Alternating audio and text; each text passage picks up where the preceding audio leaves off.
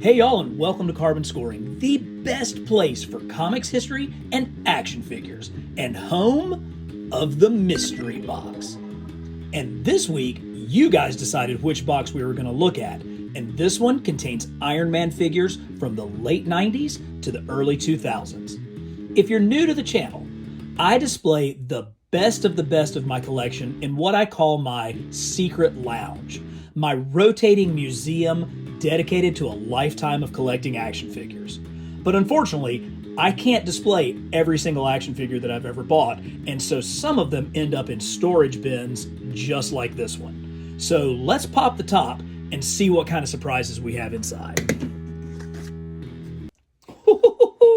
Oh man, look at that. Okay, so I definitely can see a lot of different Iron Man figures, but right here on top, there's actually a couple that are not Iron Man, but oh man, look at this. So a lot of the figures in this box look like they're going to be from the Iron Man animated series in the mid-90s. But somebody else had an animated series at that exact same time, and that was Norrin Radd, the Silver Surfer. And here he is in 5-inch glory, and man, this is a really, really sweet 5-inch figure for the time. As we're going to see with some of these other figures, there was pretty standard articulation with just V-jointed shoulders and hips. But this Surfer figure, in order to really get into those cool Silver Surfer poses, he's got ball-jointed hips and shoulders. So that's actually pretty advanced. But I tell you what makes this bad boy so awesome. It's that vac metal silver all over him. So I knew I was going to be doing this box, and I knew that a lot of the Iron Man figures have the vac metal as well. So I did a little bit of homework as to what exactly is the process of vac metalizing something. And what it is you take the plastic, you take a piece of plastic or whatever you want to have this shiny chrome look, and you put it in like a decompression chamber, almost like a vacuum. And it actually layers down a just microns thick sheet of metal, typically pure aluminum, and then they put a coating over it so that it lasts. Unfortunately, this figure is a pretty great example of what happens as that metal corrodes. You can see right here across his arms and his shoulders that you lose that chrome look, and it does tend to wear out over time or with play. You know, here it is at the joints where it's gotten worn out. But look at that Silver Surfer head, still just as perfect as can be. A little spot there, but oh man, that is a cool toy and a great way to start this box. And I can see it. Here is another Silver Surfer toy. This time just painted silver. But this is really kind of a historic piece because this is one of ToyBiz's first ventures into a collector-specific line. I think this is from 1997. Let's take a look. Got it. Because I remember this bad boy was in the same line of 6-inch collector figures with this like Negan Alien, the Frankie Ray Nova, which I actually do have down in my Fantastic Four display, and what is still probably my all-time favorite action figure, Beta Ray Bill. But it did come with this great Silver Surfer who has a, kind of a very alien head sculpt. It's, the different Surfer figures look very different based on how they decide to interpret Jack Kirby's Silver Surfer character. He's got V-hips, but I think he still fit on his board fairly well. But they did go with these great ball shoulders so that he could get into some kind of cool surfer poses. We've gotten a lot better Silver Surfer figures over time, but this was a big one because of what it represented in moving from 5-inch kids' toys into 6-inch collector action figures. But hey, this is an Iron Man box. Let's pull out some... Oh! Let's pull out Iron Man himself, Tony Stark. Look at you, you mustachioed, dashing thing. He's even got like a little swoop to his hair right there. So this was the Tony Stark figure that came with like all the modular pieces so that you could put his Iron Man armor on. Hopefully we still have a lot of those down in the box. He's got the cool circuitry, and there's a lot of detail in this for a 5-inch figure. This was one of the later figures in the line, but definitely one of the cooler ones, and he maintains that animated look from the cartoon. Pretty sweet. Oh my gosh, I found this after I got to the bottom of the box, so I've got to tack this back in. Check it out. It is Tony Stark's briefcase where he keeps his Iron Man armor. How sweet is that? Sweet. Here is another Iron Man. Now, listen, you guys are just going to have to bear with me. I do not remember the names of all the different Iron Man armors. And so, truthfully, I'm just going to kind of make some of them up as we go. This is, silver typically goes with War Machine, but this is not a War Machine figure. This is, Tony Stark as Iron Man, but I guess since he's silver, we'll call him Disco Ball Iron Man. It does have the pretty sweet vac metal plastic on there. But I do see my main man, Jim Rhodes, Rhodey, also known as War Machine. Oh yeah, even the weapon blasters on top of this thing have the vac metal and that chest plate. He's got that cool like Deadshot looking, scope right over his right eye. And you can see like he has gauntlets and like shin protectors that are all vac metal. This was a really, really cool line of toys, as we'll see. Oh, it still works. Where'd that go? I actually didn't mean to fire that. Oh, that's awesome. So the blaster still works. We'll have to find that and pull it back out. So here, let's grab this one. Oh, so the Silver Centurion armor makes its appearance in the 5-inch Iron Man line. I really like that they went with the kind of that big square backpack that this figure had and the huge, 1980s shoulder pad look going on. Again, they did a great job with the vac metal. And look at what a difference it is between this vac metal plastic versus just the painted plastic. ToyBiz was not afraid to bust out the vac metal, and for that reason, I still have the Marvel Legends Silver Centurion armor down in my Iron Man Armory display instead of the new Walgreens exclusive one. And these figures actually came from a previous Iron Man display, and then when I cleaned it up, I put them in the box. At the end of this video, I'm going to give you a link to my current Iron Man Armory so you can see where I'm keeping what I consider to be the very, very best Iron Man figures that have ever been produced. But we've got some newer ones in here, it looks like. So this one is clearly from one of the Iron Man movie lines. I'm not sure if it's from Iron Man 1 or Iron Man 2. I'm assuming this is meant to be a War Machine because of the silver and the black paint detail. And, of course, this huge, utterly huge Gatling gun that is sitting right on his shoulder. Looks like he also, I think it's probably right here. Looks like he also had a missile launcher that would fit on as well. So this definitely brings the full complement of War Machine armory to this figure. This may have been from the first movie, and that's why, there was a little bit of a hint in the first movie of Rhodey becoming War Machine, but it really wasn't until Iron Man 2 that actually happened. Speaking of, here we have another one of the Iron Man armors, and this could have been from some of the sublines of the first movie or the second one. I don't know. So if you guys know what the name of this bad boy is, let me know. But I'm just going to call him Boombox Iron Man because he's got this huge 80s giant missile launcher that looks like a boombox, sitting on his shoulder. If he was rolling around my hood back in 84, he would be playing the Fat Boys on this thing. Okay. Oh, no. Oh, speaking of crazy armored Iron Men, so here is another one from the Iron Man movie subline. And of course, we all know that they are not afraid to just crank out an Iron Man in some kind of funky armor. And I do not know what the name of this armor is. We'll call this tax deduction Iron Man, because you got to figure Stark Industries, that's a pretty huge company, right? They're going to get hit with a fairly hefty tax bill. And so how are you going to avoid that? Deductions, baby. You got to go with tax deductions, and few things will get you as big a tax deduction as investing in clean energy. And so here we've got Iron Man with all these giant solar panels so that he has, a clean energy Iron Man suit. I guarantee you he is getting his capital tax rate reduced for that. So we'll call that tax deduction Iron Man. On a much more serious note, let's take a look at some of the figures that I know are from that first Iron Man movie, specifically the Mark I armor. Oh, wow. I think this was like a $6.99 figure, $6.99 when it came out.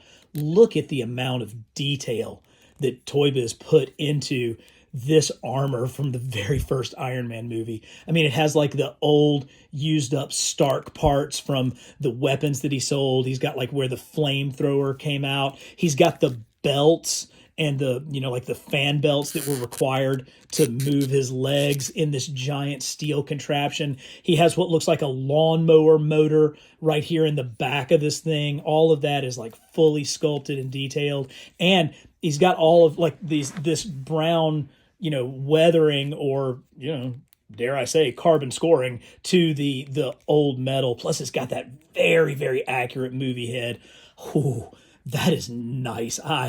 I like that a lot. And it's matched by the gold variant version. So in the comics, Tony only wore the silver armor for, I think it was only for his first issue. I think it was in issue 2 that he painted the silver armor gold, in part because the silver armor was like scaring children or something. And so here we have that exact same sculpt, that exact same armor, but with a really nice gold metallic flake paint job. Oh, that is a good looking figure. And of course, you've got to have somebody to fight. And so here is Obadiah Stane in the Ironmonger suit. So while Tony Stark was able to build this in a cave with a box of scraps, Obadiah Stane put all of his resources together to build a bigger, badder version of it. And it is. I mean, look how much bigger this is. Now, as much as I love this figure, it doesn't compare to the new Marvel Legends that we got in that 2-pack with Obadiah Stane and the Ironmonger. But for the time and for the price point, really hard to beat what we've got going on there. There's a modern Iron Man. Before we grab him, let's grab this guy. Oh, yeah. Here it is, the very first Hulkbuster figure. So again, this is from the Iron Man animated line. Yeah, it does. Actually, his vac metal top mask comes off and fits right on. He's got the huge shoulder pad things right here, and a big hulking armor. Definitely bigger than sort of your standard Iron Man armor from that same time frame. This is a pretty sweet one. It looks like it's got an action feature where he can be pulled up on that. Yeah, look. Oh, he's got these handles, so he like holds that. But again, sweet vac metal. It's kind of the classic modular armor was really what the look that Tony wore during that series. Nice. And let's see. Let's grab this one. So I have always loved this figure. So this is a Hasbro Marvel Legends figure from the heroic age Iron Man. And what I love is it's, I've always been a huge fan of the red and the gold look for Iron Man. That's my Iron Man. Really, the classic 70s, 80s Iron Man is my favorite. But whenever they can come up with new ways to put red and gold together, I love it. And what this figure does with all these little blue accents for like the arc reactor parts is really make it pop. Plus that blue highlighting there in his, his visor. Oh, that is nice. This is a good figure. It's got great articulation, very cool sculpting. Nicely done. That's actually one of my more favorite of Iron Man's newer armors. Yeah, here we go. So this is, I believe, that this is the very first Marvel Legend War Machine armor. Oh, look at that huge, like, vent there for this gigantic Gatling gun that still fits nicely right on his shoulder. Can you imagine the hearing loss that you would have with that thing on your shoulder? It's awesome because this is based off of the Iron Man body from the very first Iron Man figure that was in Wave 1 of Marvel Legends, but it's different enough with enough different sculpting and overlays that it does create its own unique figure. And if I remember correctly, yes, there he is, James Rhodes, sculpted all completely, new sculpt right there inside the mask. Very cool. Such a nice little bonus feature to be able to pull that mask off and see Rhodey underneath. How'd you get in here? I don't know what Vision's doing in here. This is again a ToyBiz 5-inch figure. This is from their Marvel Gold line when they just would basically repaint figures so that we could get characters that we hadn't seen before. Obviously, this is a Happy Vision.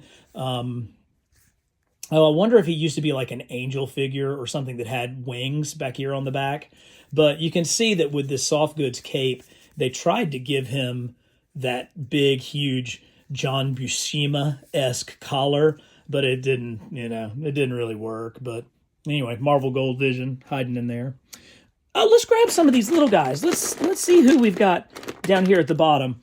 Oh, we've got some more MiniMates. If you've been watching some of my videos lately, you know that we've been delving more into the world of MiniMates because they really have provided us with an incredible amount of variety. Here's a classic Iron Man. In fact, this is a very Ditko Iron Man with the rivets up around his little widow's peak hairline. Plus, he's got the sweet battery packs right there on his waist.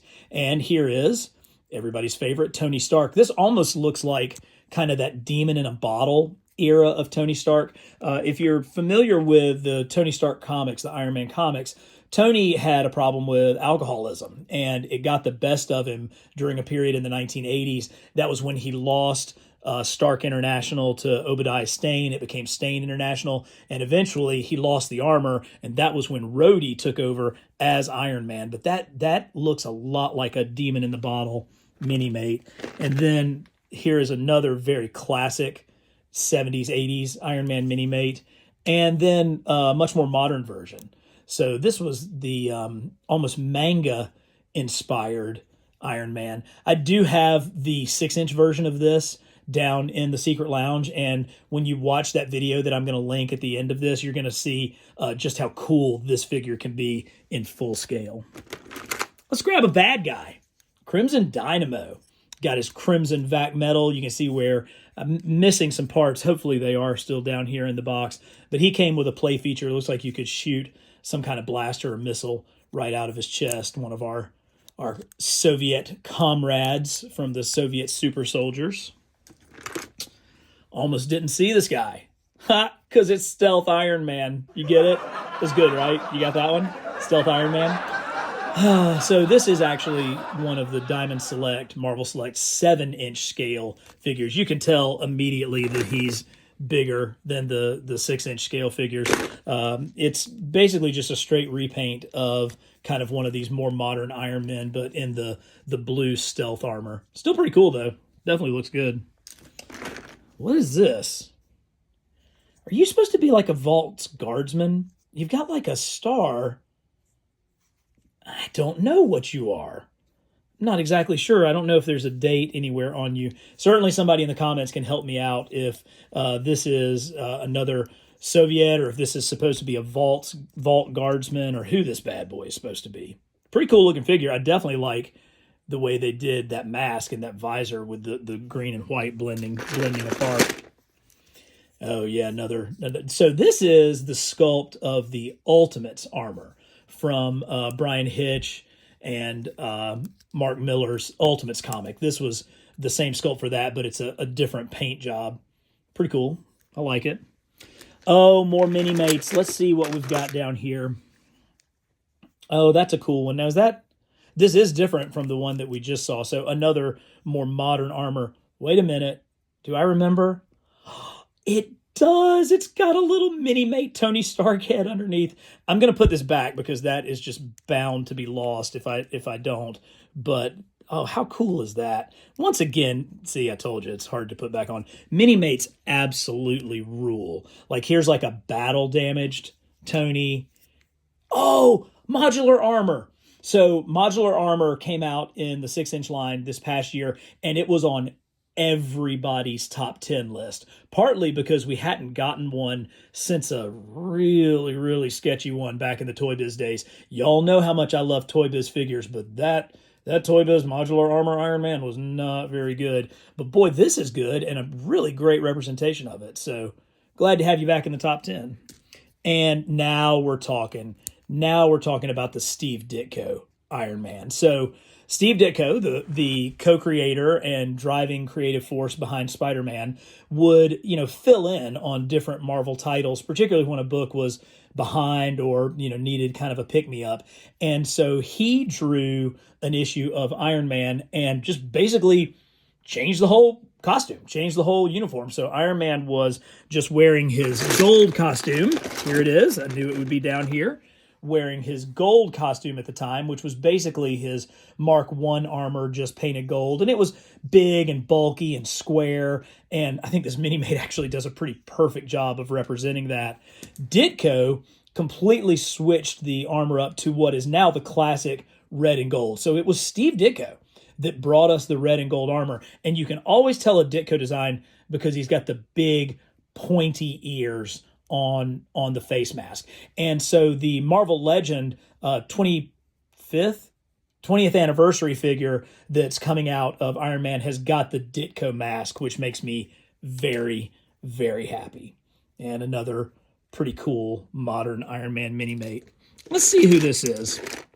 So here's another figure, obviously from the movie line. They've come a long way with facial sculpts. That does not exactly look like Robert Downey Jr., but still a very good figure from Iron Man 1. The circle arc reactor is a pretty good giveaway of that. And he's missing his chest plate, which is probably down in this box somewhere. We'll see if we can find it.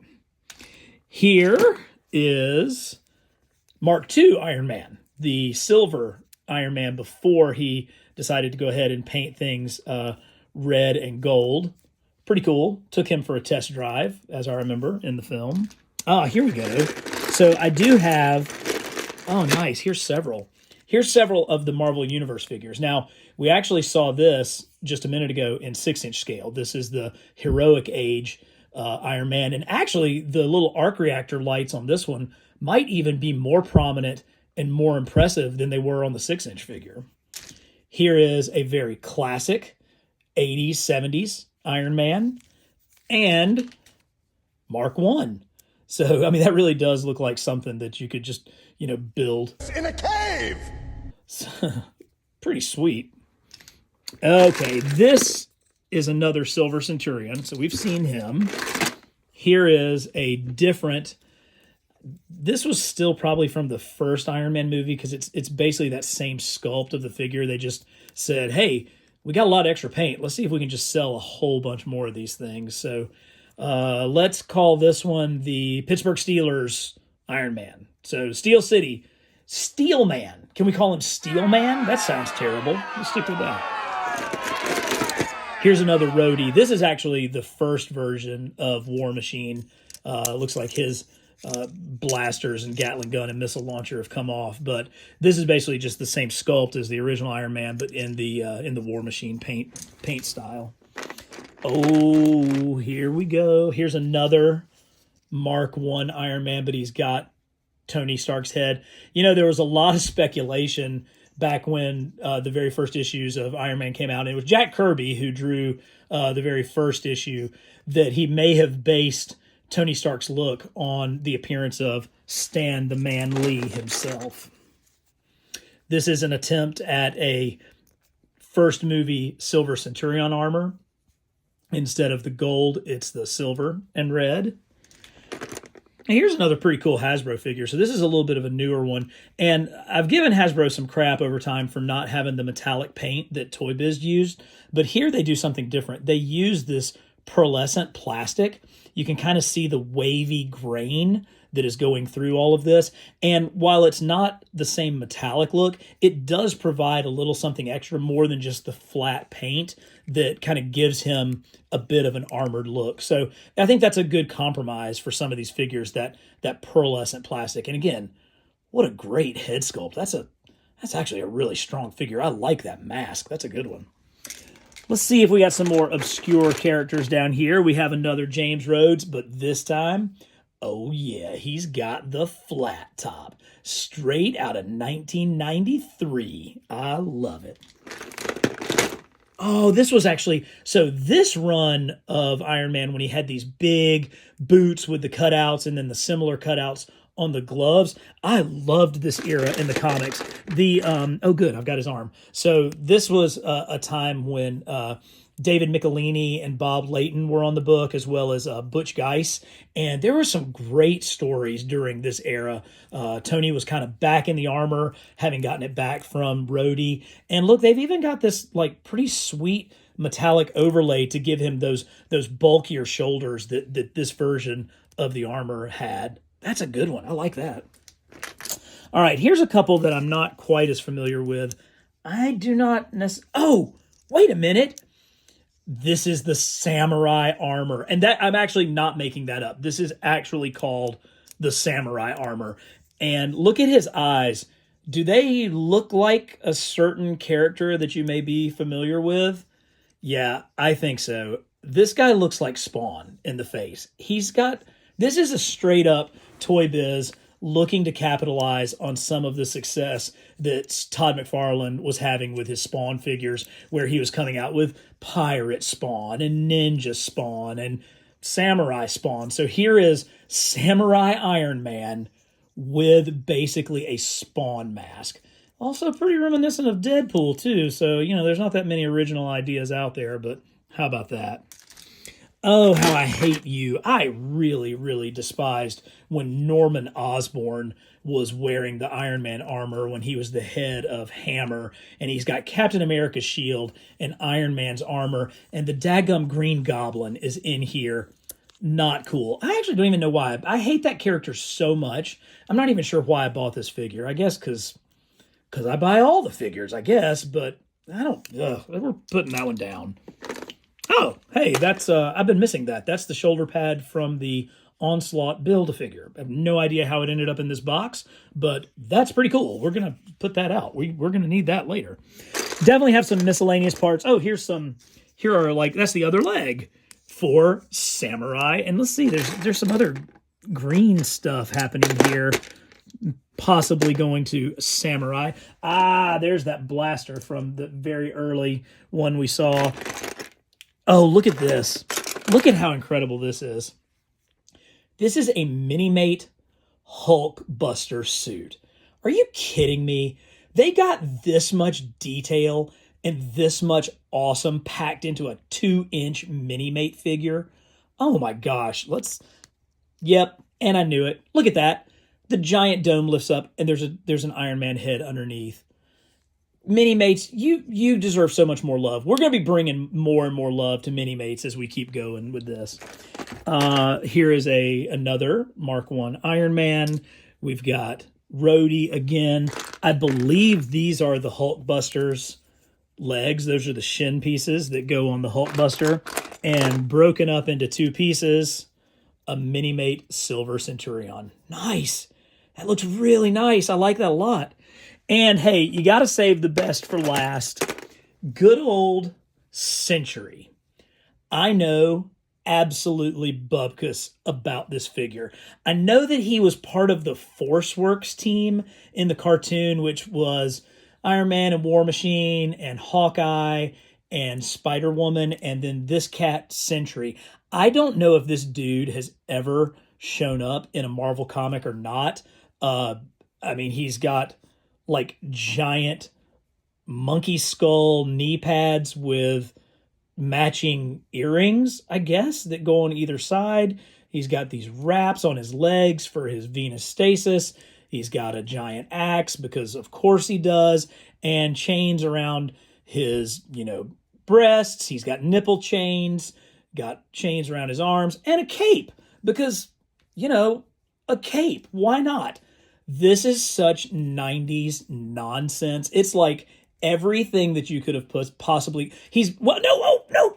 I was going to say he's missing pouches, but no, he does. He's got pouches. Yep, this is it. This is everything in the 90s. You've got Spawn chains going on. You've got some kind of crazy skull on giant knee pads. You've got pouches. You've got shoulder pads. You've got the long hair. You've got the flowing red cape and a completely useless axe. I don't know how it could get much better than this, except I do. The only way it could get better than this is if you check out my actual video on my Iron Man Armory down in the Secret Lounge. If you loved this video about these Iron Man figures, you got to check out the one that has the very best of them. Thanks, guys.